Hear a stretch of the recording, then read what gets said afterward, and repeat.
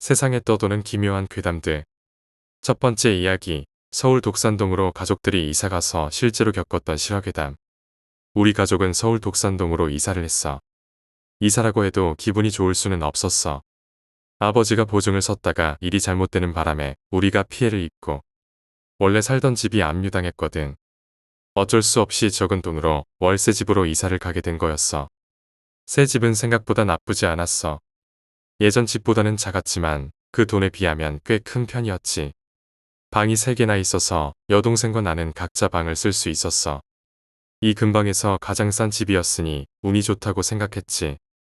우리는 새로운 환경에서 힘들게나마 예전의 삶을 되찾으려고 노력하고 있었어.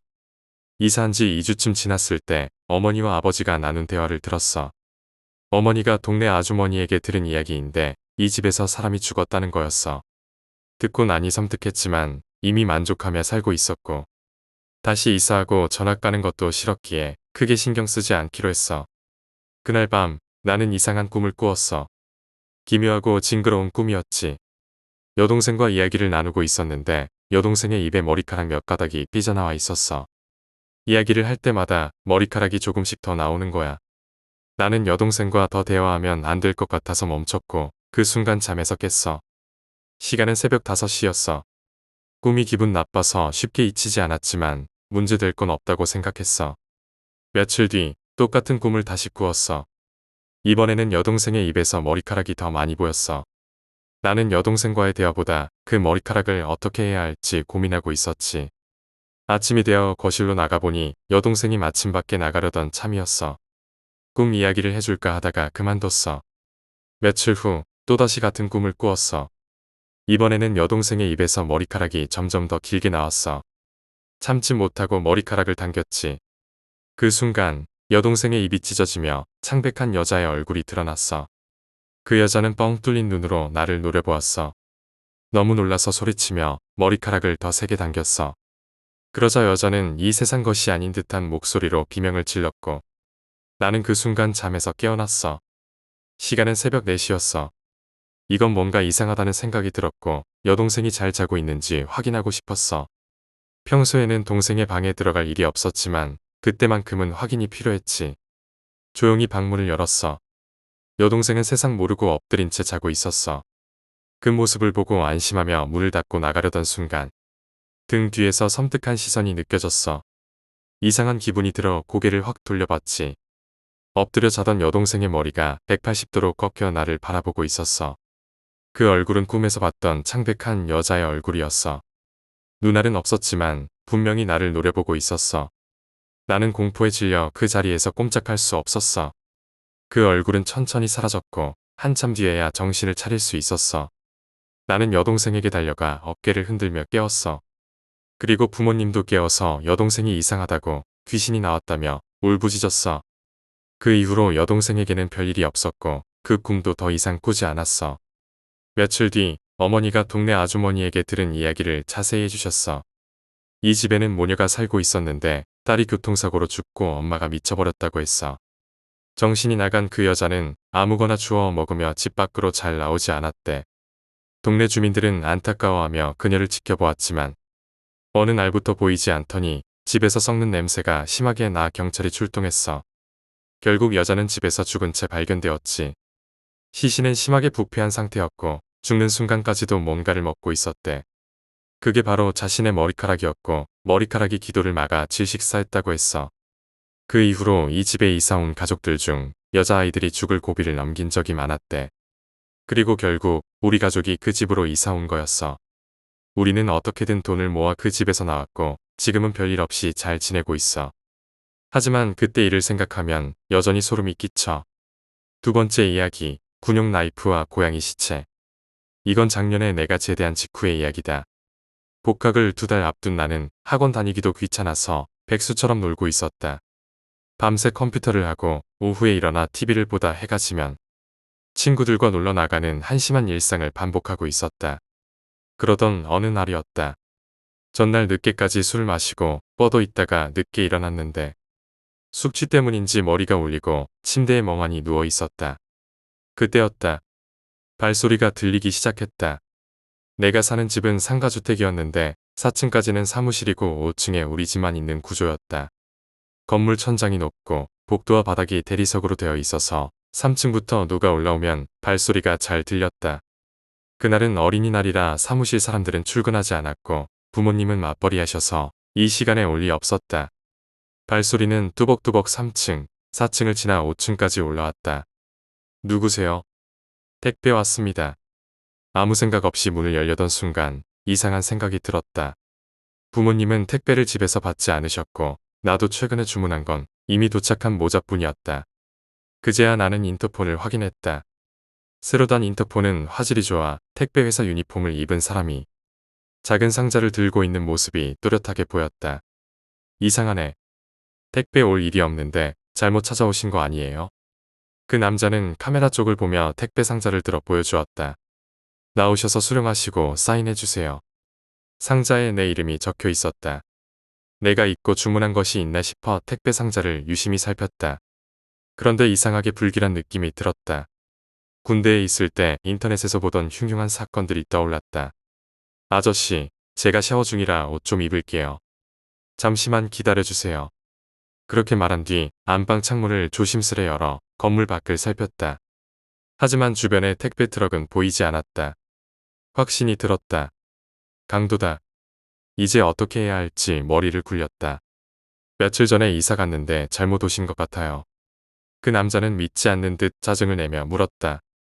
그럴 리가 없는데요. 그 사람 연락처나 주소 아세요?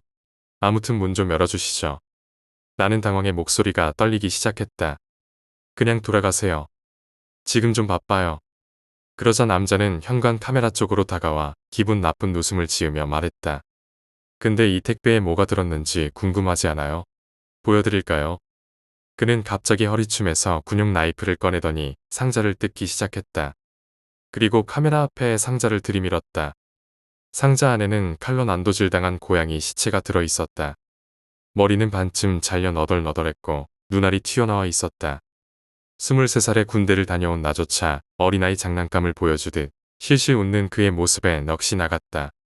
그 남자는 아무 말도 못하는 나를 보며 말했다. 넌 똑똑한데 오늘 운 좋았어. 근데 나 내 집 주소, 이름, 전화번호 다 알아. 목소리도 기억해. 다음에 보자. 순간 죽을 수도 있다는 생각이 들었다. 바지 주머니에 있던 핸드폰을 꺼내 가슴에 대고 그의 얼굴을 몰래 찍었다. 찰칵 소리가 들릴까 심장이 두근거렸고 그 소리가 내 귀에 크게 울리는 것 같았다. 사진 찍는데 성공하자 그는 유유히 내려가 버렸다. 가슴을 쓸어내리고 주저앉아 숨을 고르는데 발소리가 4층에서 멈췄다.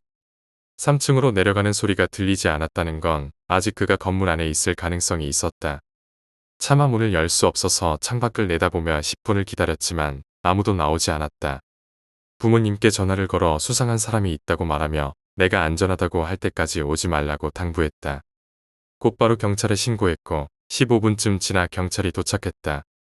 경찰에게 상황을 설명하고 핸드폰으로 찍은 사진도 보여주었다. 경찰은 건물 안을 수색했지만 아무도 없다고 했다. 순찰을 강화하겠다는 말뿐이었다. 언제 그 남자가 다시 찾아올지 모른다는 생각에 나는 외갓집으로 가기로 했다. 경찰에게 부모님 짐까지 챙길 시간을 달라고 부탁한 뒤 짐을 싸서 경찰차를 타고 외갓집으로 이동했다. 다음 날 아침 모르는 번호로 전화가 왔다. 겁이 났지만 전화를 받았고 다행히 경찰이었다. 담당 형사는 강력계로 사건이 넘어갔다며 참고인 조사를 위해 출석해 달라고 했다. 경찰서에서 형사에게 그날의 일을 다시 설명했다. 형사는 작년에 우리 동네에서 발생한 강도 살인 사건에 사용된 흉기도 군용 나이프였다며 이번 사건과 관련이 있을 가능성이 크다고 했다. 얼굴 사진이 확보되었으니 조만간 범인을 잡을 거라며 너무 걱정하지 말라고 했다. 다행히 형사의 말대로 보름 뒤 범인이 잡혔다는 연락을 받았고 며칠 후 가족들은 집으로 돌아갈 수 있었다. 그 사건 이후 나는 택배 상자나 우편물을 절대 그냥 버리지 않고 완전히 찢어서 버리고 있다. 세 번째 이야기, 장충동 목욕탕. 1985년대 장충동 대중 목욕탕에서 일어난 사건입니다. 당시 우리나라에는 대중 목욕탕이 많았습니다. 집에 샤워 시설이 잘 갖춰지지 않았던 탓에 대중 목욕탕은 주말이면 가족 단위 손님들로 인산인해를 이루었습니다. 대부분의 목욕탕은 아침 6시에 문을 열어 저녁 8시까지 영업했습니다. 금요일 저녁 7시 반, 장충동에 위치한 목욕탕의 사장 K씨는 손님도 다 나가고 문을 닫을 준비를 하고 있었습니다. 마침 비가 억수같이 쏟아지던 날이라 손님도 드물었고 평소보다 일찍 문을 닫으려던 찰나였습니다. 그때 한 여자가 터벅터벅 걸어와 목욕탕 입구로 들어섰습니다. 비가 쏟아지던 날이라 여자의 모습이 가까이에서 보였을 때 K씨는 깜짝 놀랐습니다. 여자는 빨간 우산과 빨간 코트 모양의 우의를 입고 있었고 몸을 부들부들 떨며 입술이 파르르 떨리고 있었습니다. 마치 감기에 걸린 듯 그녀의 몸은 쉼 없이 떨리고 있었습니다. 영업원 하세요? 여자가 떨리는 목소리로 물었습니다. 비도 많이 오고 이제 문을 닫으려고 하는데요. K씨가 답했습니다. 그러자 여자는 애원하듯 말했습니다. 죄송한데 잠시 샤워만 하고 나올게요. 뜨거운 물에 몸 좀 녹이고 싶어요. 제발 부탁입니다. 그녀의 모습이 너무 안쓰러웠던 K씨는 마음을 돌려 여자의 부탁을 들어주었습니다. 그럼 얼른 탕에 몸만 담그고 나오세요. 저도 곧 문 닫아야 하니까요. 여자는 고맙다는 말을 남기고는 탕 속으로 들어갔습니다. 시간이 흐르고 8시가 넘었지만 여자는 나오지 않았습니다. 종업원들은 일찍 퇴근한 상황이라 K씨가 직접 청소를 해야 했기에 슬슬 조바심이 났습니다. 8시 반이 되도록 여자가 나오지 않자 K씨는 여탕 입구를 두드리며 소리쳤습니다. 손님, 이제 1시간이 다 되어가요. 마무리하고 나오셔야 합니다. 저도 청소하고 집에 가야지요. 그러나 아무 대답도 들리지 않았습니다. K씨는 점점 초조해졌고 땀이 손에 맺히기 시작했습니다. 문을 열지 말지 망설이던 그는 결국 문을 열었습니다. 그 순간 K씨는 꿈을 꾸는 듯한 느낌을 받았다고 합니다. 탕 안은 온통 붉은색으로 물들어 있었습니다. 그리고 그 속에 있던 여자가 두 눈을 부릅뜬 채 K씨를 똑바로 바라보고 있었습니다. 훗날 K씨는 그 장면이 아직도 생생하게 기억난다고 말했습니다. 그 말을 들은 사람들은 모두 소름이 돋을 수밖에 없었습니다. 곧바로 경찰이 출동해 수사가 시작되었지만 사건은 끝내 해결되지 못했습니다. 목욕탕에는 사장과 여자 외에 아무도 없었습니다. 여자는 회칼 같은 날카로운 도구로 난도질당한 채 숨져 있었지만 살해 도구는 끝내 발견되지 않았습니다. 자살인지 타살인지조차 밝혀지지 않았습니다. 가장 유력한 용의자는 목욕탕 사장 K씨였지만 그에게는 아무런 살해 동기가 없었습니다. 그는 10년 넘게 목욕탕을 운영하며 가족과 평범하게 살아온 지극히 정상적인 인물이었습니다. 밀폐된 목욕탕에서 여자는 끔찍하게 살해된 채 발견되었고 사건은 미궁에 빠졌습니다. 이후 K씨는 목욕탕을 폐업하고 지방으로 이사간 것으로 전해졌습니다. 네 번째 이야기, 경부고속도로에서 만난 사라진 여인. 경부고속도로를 타고 나는 신나게 차를 몰고 있었다. 옥천과 추풍령을 지나 곧 옥천터널로 접어들 무렵이었다. 그 지역에는 경부고속도로를 만들다 목숨을 잃은 이들을 기리기 위해 세워진 위령비가 있다. 밤 10시쯤 피로가 몰려왔지만 나는 계속 운전을 이어갔다. 옥천터널을 지나고 한참 언덕길을 오르던 중 한 여인이 내 쪽을 향해 손을 흔드는 것이 보였다. 맹자가 말했듯이 인간은 본래 선한 마음을 지니고 태어난다. 그 순간 나도 본능적으로 차를 세워 그녀를 도와주고 싶었다. 하지만 갑자기 머리를 스치는 섬뜩한 생각이 들었다. 여기서 차를 세우면 난 죽는다. 고속도로는 위험하기 그지없다. 혹시나 그 여인을 미끼로 누군가 강도가 기다리고 있을지 모른다는 생각이 들었다. 나는 마음을 다잡고 여인을 지나쳐 달렸다. 그 순간 차 안임에도 불구하고 싸늘한 공기가 느껴졌다. 너무 놀란 나는 백미러로 급히 뒤를 돌아보았다. 하지만 여인은 그 자리에 없었다. 심장이 멎는 것 같은 두려움이 엄습했다. 겨우 마음을 진정시키고 옥천 휴게소에 들러 1시간 넘게 쉬어야만 했다. 그리고 나서야 다시 핸들을 잡을 수 있었다. 다섯 번째 이야기, 인왕산에서 내려온 안악의 비극. 조선시대 어느 고을에 지아비를 지극히 공경하던 안악이 있었어. 어느 날부터인가 지아비가 시름시름 앓기 시작하더니 장안의 명의들조차 손을 쓰지 못할 정도로 병세가 깊어졌지. 그러자 이번엔 용하다는 무당을 찾아갔어. 무당은 땀을 뻘뻘 흘리며 점괘를 내리더니 이렇게 말했어. 회의, 잡귀야 물렀거라. 인왕산에 귀신이 노렸구나. 제 너머 인왕산에 커다란 나무가 바위를 가로막고 있어. 그 나무 때문에 계속 아픈 것이니 오늘 밤 자시에 그 나무를 잘라야 하느니라. 아픈 사람과 함께 가면 좋겠지만 거동이 어려우니 피부치라도 데리고 가는 것이 좋을 거야. 안악은 자정을 기다렸다가 이제 막 돌이 지난 아기를 등에 업고 날카롭게 간 낫을 들고 인왕산으로 향했어. 호랑이가 나온다는 인왕산도 겁낼 새 없이 아기를 업고 산을 오르다 보니 한겨울임에도 땀이 바지 사이로 흘러내렸지. 얼마 후 무당이 말한 바위를 가로막고 있는 나무가 눈에 들어왔어. 산속에서 귀신이 튀어나올 것 같은 공포가 갑자기 몰려왔지. 안악은 낫을 단단히 쥐며 서둘러 나무를 베기로 마음먹었어. 겨울바람이 머리카락을 흩날리고 비녀가 풀려도 아랑곳하지 않았지.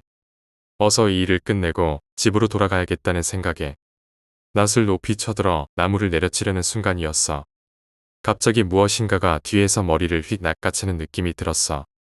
그 순간 안악은 이제 죽었다고 생각하며 두 눈을 감았어. 그러나 죽음이 두려워할 틈도 없이 낫을 쥔 손으로 뒤를 향해 마구 휘둘렀어.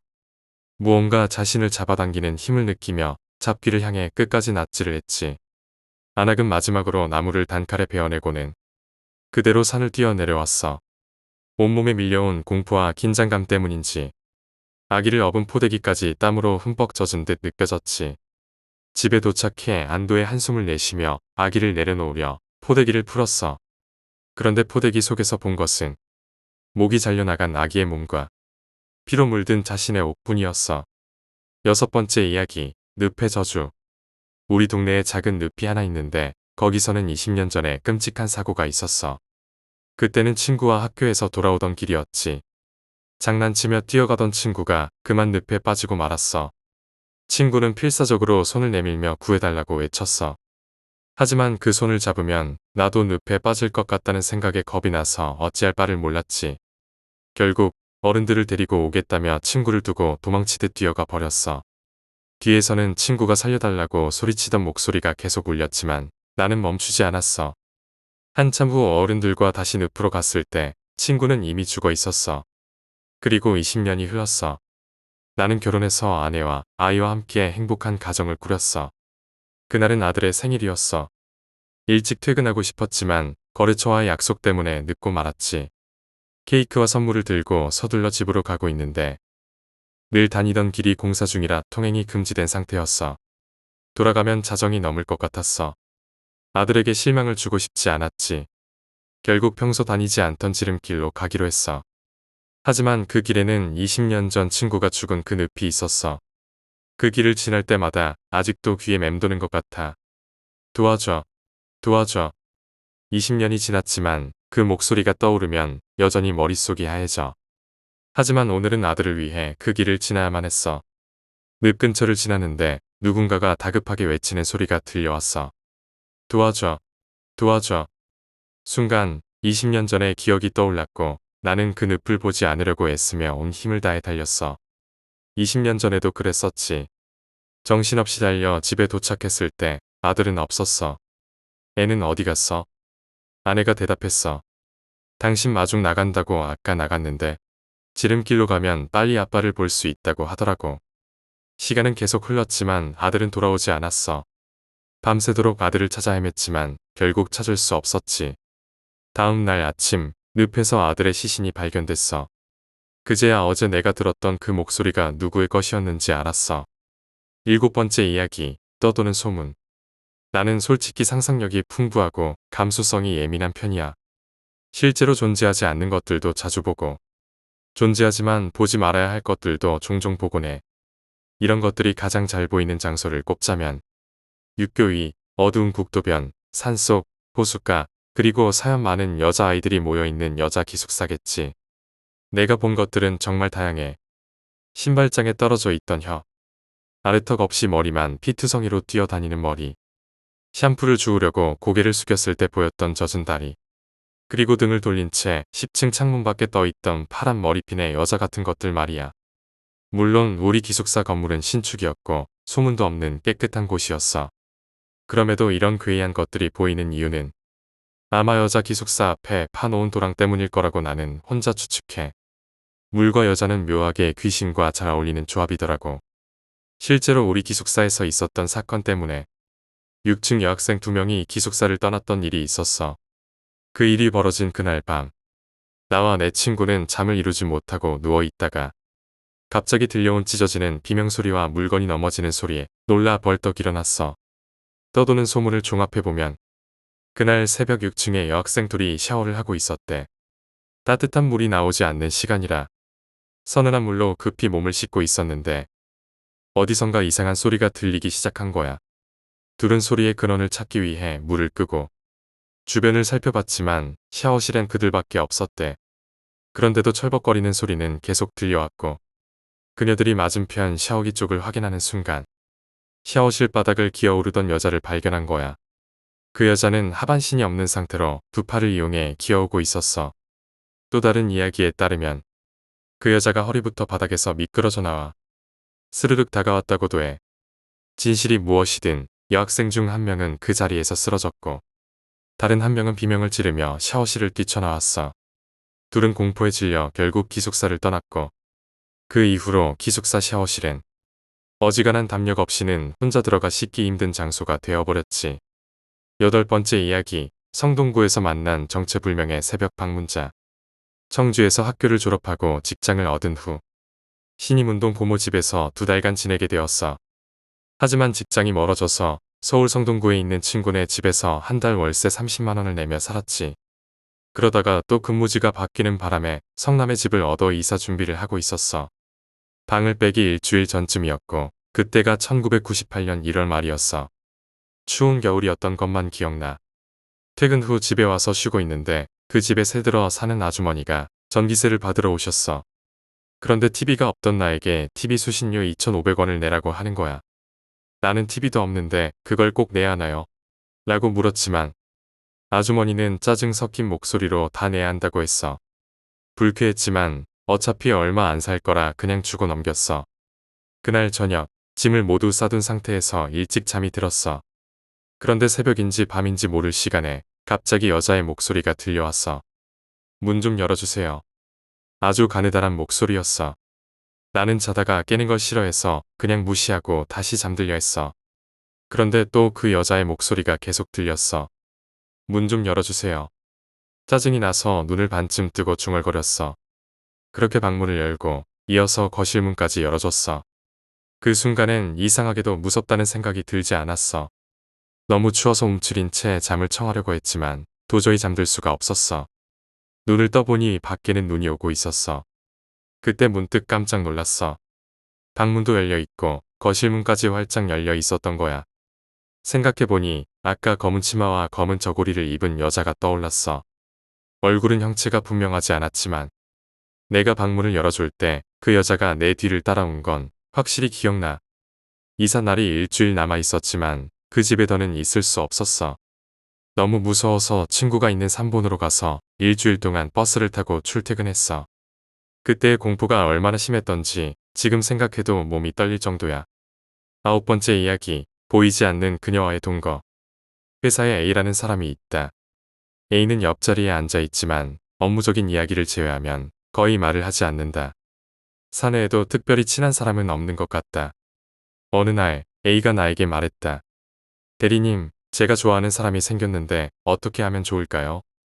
사실 A와 나는 그리 친하지도 않았고 나 역시 연애 경험이 많은 편이 아니라서 장난으로 묻는 건가 싶었다. 하지만 그의 표정은 너무나 진지해 보였기에 농담이 아닌 것 같았다. A의 이야기를 들어보니 그가 좋아하는 여자는 길에서 스쳐 지나간 사람이라고 했다. 말을 해본 적도 없는 사람을 좋아한다니 의아했지만 일단 대화를 시도해야 한다고 생각했다. 일단 말을 해보는 건 어떨까요? A는 말할 타이밍을 모르겠고 무엇을 말해야 할지도 모르겠다며 질문을 이어갔다. 나는 적절히 조언을 해주었다. 며칠 후 A가 다시 내게 와서 오늘 그녀에게 말해보겠다고 했다. A가 반한 상대가 어떤 사람일지 호기심이 생긴 나는 대화가 어색해질 때 도와주겠다는 핑계로 함께 가기로 했다. A에 따르면 그녀는 항상 저녁 8시쯤 그 길을 지난다고 했다. 주택가라서 기다릴 만한 가게도 없어 길가에서 그녀가 오길 기다렸다. 8시가 되자 A는 왔어. 라고 중얼거리며 앞으로 나섰다. 그는 내가 조언해준 대로 이것저것 이야기를 하고 있었다. A가 자연스럽게 말을 이어가는 모습을 보니 내가 끼어들 틈은 없어 보였다. 하지만 이상한 점이 있었다. 내 눈에는 A가 말하는 상대가 보이지 않았다. A는 마치 허공에 대고 이야기하는 것처럼 보였다. 그 후에도 A는 평소처럼 회사를 잘 다니고 있다. 예전보다 밝아지고 말수도 늘었다. 하루는 그에게 물어보았다. A씨, 혹시 연애해요? A는 기쁜 얼굴로 대답했다. 네, 대리님도 보셨잖아요. 그분이요. 덕분에 잘 됐어요. 나는 진도가 얼마나 나갔는지 궁금해 물어보았다. A는 기쁜 듯이 말했다. 이제 같이 살고 있어요. 10번째 이야기, 세탁기 귀신의 소리. 이 이야기는 내가 아는 언니가 해준 거야. 지금 그 언니는 대학생 3학년인데 이 이야기는 언니의 친한 친구가 겪은 일이야. 2년 전 그 친구는 우수한 성적으로 자신이 꿈꾸던 대학에 합격했어. 그 덕분에 어머니와 여동생이 아버지를 제외하고 미국으로 함께 왔대. 학교와 가까운 곳에서 집을 알아보던 중 방이 2개인 괜찮은 집을 찾았어. 겉은 조금 오래된 느낌이었지만 풀옵션이라 만족스러웠대. 다만 세탁기가 없어서 직접 구입해야 했어. 그들은 재빨리 계약을 마쳤고 2주 뒤 중고 세탁기를 구하기 시작했어. 신문이나 온라인 사이트를 통해 여기저기 알아보다가 오래된 모델이지만 가격이 괜찮은 드럼 세탁기를 발견했대. 주인과 빠르게 연락해 결제까지 끝냈고 3일 뒤 세탁기가 집으로 도착했어. 세탁기를 뜯어보니 생각보다 상태가 좋아서 어머니도 만족하셨지. 세탁기가 잘 작동해서 기분 좋게 사용하던 어느 날 여동생이 집에서 이상한 소리를 들었다고 했어. 누군가가 주방 유리창을 두드리는 소리가 2분 정도 반복되다가 아침이 되면 사라진다고 했지. 언니는 여동생이 미국 생활에 스트레스를 받아 헛것을 들었다고 생각했어. 여동생에게 괜히 미안한 마음이 들었다고 하더라. 그리고 몇 달이 지났어. 어느 날 언니는 밀린 빨래를 하려고 다용도실로 들어갔어. 빨래를 넣고 세탁기를 돌린 뒤 거실로 나와 TV를 보다가 잠이 들었지. 자다가 여동생이 말했던 그 소리가 들려왔어. 주방 유리창을 두드리는 소리였어. 처음에는 크게 들리더니 시간이 지날수록 작아졌지. 언니는 별일 아니라고 생각하며 다시 잠들었어. 하지만 꿈속에서 이상한 장면을 봤어. 언니가 다용도실에서 깨끗해진 빨래를 꺼내려고 세탁기의 문을 여는 순간 3살쯤 되어 보이는 여자아이가 안에 있었어. 그 아이는 언니를 노려보았고 바닥에는 피가 흥건하게 흘렀지. 꿈에서 깬 언니는 불안한 마음에 다용도실로 갔어. 빨래를 꺼내 건조기로 옮기고 나오려던 순간 갑자기 퉁퉁하는 소리가 온 다용도실에 울려 퍼졌어. 여동생이 들었다던 주방 소리에 정체는 다용도실에서 나는 소리였던 거야. 누군가가 세탁기 안쪽에서 유리를 두드리고 있었던 거지. 언니는 너무 놀라 어머니에게 이야기했지만 어머니는 잘못 들었다며 믿지 않으셨어. 언니는 올해 5월에 졸업했고 8월 중순 가족들과 한국으로 돌아왔다고 해. 하지만 지금도 그 빈집에서 누군가 문을 열어달라고 퉁퉁하는 소리를 내고 있을지도 모르지.